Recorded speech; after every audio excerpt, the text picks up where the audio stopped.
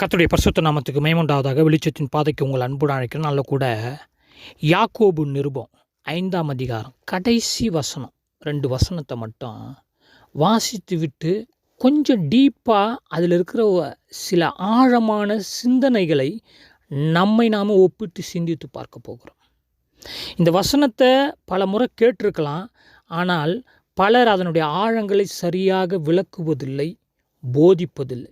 ஏன்னா பலருக்கு அவர்களுடைய கொள்கை கோட்பாடு இந்த வசனத்திற்கு இடிக்கின்றபடியால் அதை பேசுவதில்லை. சரி, வாங்க எளிமையான முறையில் எளிய தமிழில் இந்த வசனத்தை நம்ம கொஞ்சம் ஒப்பிட்டு பார்க்கலாம்.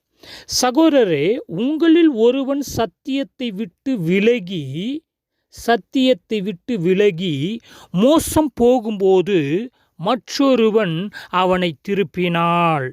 தப்பிப்போன மார்க்கத்தினின்று பாவியை திருப்புகிறவன் ஒரு ஆத்துமாவை மரணத்தினின்று ரட்சித்து திரளான பாவங்களை மூடுவான் என்று அறிய கடவன் எடுத்துக்கலாம். பிரியமானவர்களே, இந்த வசனத்தை அதாவது 1 மணி நேரம், 1.5 மணி நேரம், 2 மணி நேரமும் விளக்கலாம். ஆனால் இந்த செய்தியில் அவ்வளோ நேரம் பேசினா யாரும் கேட்க மாட்டாங்க. அதனால் சுருக்கமாக நான் சொல்லிவிட்டு உங்களை சிந்திக்க விட்டு விடுகிறேன். ஏன்னால் நேரம் உங்களுடையது. நீங்கள் சிந்திங்க. வேதம் உங்கள் கையில் இருக்கிறது. பரிசுத்த ஆவியானவர் உங்களுக்குள் அவர் வாசம் பண்ணுகின்றபடியால் சகல சத்தியத்திற்குள்ளும் என்னை நடத்தும் என்று அவரிடம் கேளுங்கள். இப்போ இந்த வசனத்தில் ஒரு 4-5 கேள்விகளை நம்ம கேட்டு பார்க்கலாம். அப்படி கேட்டு பார்த்துட்டு, ஏன்னா இந்த வசனத்தை வாசித்த பிறகு கேள்வி கேட்டு பார்க்கணும். அந்த கேள்வி கேட்டு பார்த்து அந்த கேள்விக்கு விடை தேடணும். அதற்கும் பைபிளில் தேடலாம். நம்மை சுற்றி நடக்கின்ற உதாரணங்களையும் நம்ம ஒப்பிட்டு பார்க்கலாம். அப்போ தான் கண்டுபிடிக்க முடியும். அதாவது சத்தியத்தை விட்டு விலகி செல்லுகிற சகோதரனையோ இல்லை சகோதரியோ கண்டால், சபைக்குள்ள, அது எந்த சபைக்குள்ளே இருந்தாலும் சரி, பிரியமானவர்கள, சத்தியத்தை விட்டு விலகி செல்ல முடியாதென்று ஒரு சில சபை பிரிவார் சொல்லுகிறார்கள். அது பொய், தவறு. சத்தியத்தை விட்டு விலகி போக முடியும். இன்றைக்கு அநேக போதகர்கள் ஏற்கனவே சத்தியத்தை விட்டு வேறு ட்ராக்கில் இருக்கிறாங்க. அவங்க சத்தியத்தை விட்டு விலகி போயிட்டாங்க. முதல் கேள்வி, சத்தியத்தை விட்டு விலகி செல்லுகிற சகோதரனையோ சகோதரியோ கண்டால் யார் காண்பது அப்படின்னு ஒரு கேள்வி. யோசிச்சு பாருங்க. ஒருவேளை லோக்கல் சபையில் இருந்தால் அந்த சபையில் இருக்கிற ஒரு விசுவாசி சத்தியத்தை விட்டு விலகி போனால் இன்னொரு விசுவாசி பார்ப்பார். ஒருவேளை அந்த சபையினுடைய போதகர் விலகி போனால் அந்த விசுவாசி பார்ப்பார். விசுவாசி விலகி போனால் போதகர் பார்ப்பார். சில வேளை இன்னொரு சபையாரோடு தொடர்பு இருந்துச்சுன்னா அவர் விலகி போனால் ஒருவேளை பார்க்கலாம். ஆக மொத்தம் ஒருவர் சத்தியத்தை விட்டு விலகி போவதை ஒரு சகோதரனும் சகோதரியோ என்ன செய்ய முடியும்? பார்க்க முடியும். அதை நம்ம புரிஞ்சுக்கணும். 2வது கேள்வி நாம கேட்டி பார்க்கணும். சத்தியத்தை விட்டு ஏன் விலகி போகிறாங்க? விலகி போக செய்கின்ற பாவம் எது? ஏன்னா சத்தியத்தை விட்டு வெறுமனவே நாம் விலகி போயிட முடியாது. ஏதோ ஒரு பாவம் அந்த சத்தியத்தை விட்டு விலகி போவதற்கு நம்ம இழுத்து செல்கிறது. அதனால தான் நம்ம சத்தியத்தை விட்டு விலகி போகிறோம். 2வது கேள்வி. அடுத்தது, யாரெல்லாம் சத்தியத்தை விட்டு விலகி செல்ல முடியும் அப்படின்னு ஒரு கேள்வி கேட்டு பார்க்கணும். ஏதாவது வயது வித்தியாசம் இருக்கிறதா, இல்லை சபை வித்தியாசம் இருக்கிறதா, இல்லை நிறம் வெள்ளைக்காரங்க, இல்லை அதாவது ஆப்பிரிக்க தேசத்தை சேர்ந்த அந்த மக்கள், இல்லை அமெரிக்க சேர்ந்த தேசத்தை சேர்ந்த அந்த மக்கள், இல்லை தமிழ்நாட்டு மக்கள், இல்லை வடநாட்டு மக்கள் அப்படின்னு ஏதாவது இருக்குதா குறிப்பு? இல்லை. யாரெல்லாம் சத்தியத்தை விட்டு விலகி போக முடியும்? அதாவது ஆண்டவரை அறிந்தவர்கள், ஆண்டவரை ஏற்றுக்கொண்டவர்கள், மீட்கப்பட்டவர்கள், ரட்சிக்கப்பட்டவர்கள், சபைக்குள் இருக்கிறவர்கள், அங்கத்தினராக இருக்கிறவர்கள், பந்தியில் கை வைக்கிறவர்கள், கடவுளோடு இணைக்கப்பட்டவர்கள், யாரெல்லாம் சத்தியத்தை விட்டு விலகி போக முடியும், விலகி போக செய்ய முடியும் அப்படி என்ற கேள்வி கேட்டு பார்க்கணும். அடுத்தது, பிரியமானவர்களே, சத்தியத்தை விட்டு விலகி எங்கு செல்லுகிறார்கள்? அப்படின்ற கேள்வியும் கேட்கணும். ஏன்னா சத்தியத்தை விட்டு விலகி வேற ஒரு இடத்துக்கு தானே போகணும். அப்போ ஏற்கனவே எங்கேருந்து அவங்க சத்தியத்துக்கு வந்தாங்க, இப்போ திரும்ப சத்தியத்தை விட்டு விலகி எங்கே போகிறாங்கன்ற கேள்வியும் நம்ம கேட்டு பார்த்துக்கணும் நமக்குள்ளே. இதெல்லாம் நமக்கு நாமே பரிசோதித்து பார்க்க வேண்டிய கேள்விகள். இப்போ இந்த செய்தி ஒரு போதகர் கேட்டால் அவர் சோதித்து பார்க்கணும். அவர் விசுவாசிக்கிட்ட போய் கேட்டுக்க கூடாது இந்த கேள்வியை. எல்லாருமே சோதித்து பார்க்க வேண்டிய ஒரு கேள்வி. அதுதான் நான் சொல்லுவேன், பைபிளை படிக்கும் போது தனக்காக வாசிக்கணும், எனக்காக வாசிக்கணும். ஆனால் இன்றைக்கு போதகர்கள் விசுவாசிகளுக்காக பைபிள் எடுக்கிறாங்க, ஆனால் தனக்காக எடுக்கிற போதகர்கள் இல்லை. அதே போல் விசுவாசிகளும் நம்ம சபைக்குள்ளே வந்துட்டு ரட்சிக்கப்பட்டு ஞானஸ்தானம் வாங்கிட்டோம், அங்கத்தினர் ஆகிட்டோம், இதுக்கு மேலே நமக்கு என்னத்துக்கு பைபிள், இதுக்கு மேலே நமக்கு என்னது சத்தியம், இதுக்கு மேலே என்னத்துக்கு நமக்கு சோதித்து பார்க்கணும், நம்ம ஏன் மன்னிப்பு கேட்கணும், நம்ம ஏன் அப்படின்ற ஒரு கோட்பாடு கொள்கைக்குள்ளே போயிட்டாங்க. இன்றைக்கி பரிதாபமான நிலைமை இது. சரி, நான் மேட்ருக்கு வருகிறேன். அப்போ சத்தியத்தை விட்டு விலகி எங்கு செல்லுகிறார்கள்? அடுத்த கேள்வியே சத்தியம் என்றால் என்ன? யோசிச்சு பார்த்தீங்க பாருங்கள். ஒரே ஒரு வசனம் தான் வாசித்தேன், இந்த வசனத்துக்கு எவ்வளோ கேள்வி வருது பாருங்கள். சத்தியம் என்றால் என்ன தெரியும். அப்போ தான் நான் சத்தியத்தை விட்டு விலகி, அப்போ எந்த சத்தியத்தை அவங்க விட்டு விலகி போகிறாங்க அப்படின்றத நம்ம கண்டுபிடிக்கணும். அடுத்தது சத்தியம் ப்ளஸ் விட்டு அப்படின்னு சேர்த்தா தான் சத்தியத்தை விட்டு. அப்போ ஒன்றை விட்டு போகிறாங்க. ஆண்டவர் கூப்பிட்றாரு, சீஷர்களை என்னை பின்பற்றி வாங்கன்னு சொன்னோன்னே படகை எல்லாம் அவர்கள் விட்டு, அப்போ விட்டுட்டாங்க, அவர்கிட்ட போயிட்டாங்க. அதை பிடிச்சி இழுத்துக்குனே போகல. அப்போ சத்தியத்தை விட்டு எந்த இடத்துல விட்டுட்டு போகிறாங்க சத்தியத்தை, எதற்காக விட்டுட்டு போகிறாங்க சத்தியத்தை? அப்போ சத்தியம் என்பது சபைக்குள் இருக்கின்ற ஒரு பொருளா புரிஞ்சுக்கணும் நம்ம. இப்போ சபைக்கு வரலைன்னா சத்தியத்தை விட்டு போயிட்டாங்கன்னு அர்த்தமாயிடாது. சபைக்கு வந்து கொண்டு இருந்தாலும் சரி, ஒரு மதவாதியாக சபைக்குள்ளே பாடினாலும் சரி, ஜெபித்தாலும் சரி, காசு கொடுத்தாலும் சரி, பதவியில் இருந்தாலும் சரி, சத்தியத்தை விட்டு வாழ முடியும், சத்தியத்தை விட்டு பின்மாற்றத்தில் இருக்க முடியும். ஆனால் மதவாதியாக சபைக்குள் இருக்கலாம். புரிந்து கொள்வோம் சத்தியத்தை. சரி, அப்போ சத்தியத்தை விட்டு விலகி செல்லுகின்ற அளவுக்கு மனிதனுடைய வாழ்க்கையில் எது முக்கியமாக இருக்கிறது அப்படி என்பதை சிந்தித்து பார்க்க வேண்டும். எத்தனை கேள்வி கேட்ட பாருங்கள். இப்போ இந்த கேள்விகளை பிரியமானவர்கள சுருக்கமாக நான் உங்களுக்கு சொல்லுகிறேன். முதலாவது, சத்தியத்தை விட்டு விலகி செல்வது என்பது இயேசுவை விட்டு விலகி செல்வது. அதனால்தான் இப்போ தான் கிறிஸ்மஸ் எல்லாரும் கொண்டாடி முடிச்சிருப்பீங்க. இயேசு கிறிஸ்து கிருபையாக வந்தார், சத்தியமாக வந்தார். கிருபையை பிடிச்சிக்கினாங்க, சத்தியத்தை விட்டுட்டாங்க. கிருபையை பிடிச்சிக்கினாங்க, இயேசுவை விட்டுட்டாங்க. அதே மாதிரி தான் சத்தியத்தை விட்டு விலகுவது என்பது இயேசுவை விட்டு விலகுவது. நம்முடைய இருதயத்திலிருந்து இயேசுவை விலக்கி வெளியே அனுப்புவது. நம்முடைய இருதயத்தை வேறு ஒரு பக்கமாக இயேசு பக்கம் திருப்பாமல் வேறு ஒரு காரியத்து பக்கம் திருப்புவது.